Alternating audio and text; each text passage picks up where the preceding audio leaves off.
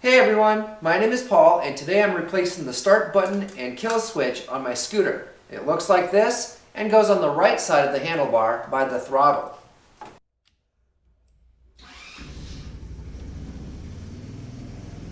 My switch works fine, but it's loose and twists on the handlebars. I'll start by peeling off my really nice black duct tape, then removing the screws that hold the front fairing. The chrome trim has two big Phillips head bolts, and the front also has a big Phillips head bolt. With the front plastic off, I can unplug the connector for the start-stop switch. Then just pull the wiring out. That was easy. Don't forget to unplug the two brake switch wires from the lever. The switch splits in half after you remove two Phillips head bolts. Here you can see someone fixed the switch by adding tape to the handlebar.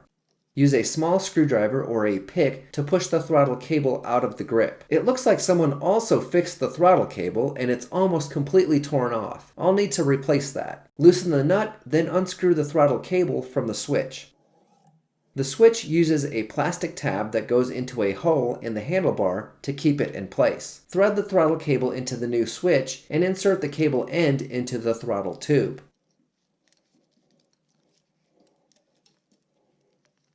Then slide them onto the handlebar together. Line up the lower part of the switch so the pin goes in the hole. It should just stay there. Gently line up the top part and tighten both bolts with a Phillips head screwdriver. Tighten the throttle nut only a little bit. Remember, it's screwed into plastic. Plug two wires into the brake switch. It doesn't matter which one goes where. Then run the wires through the headlight bracket and plug in the main connector.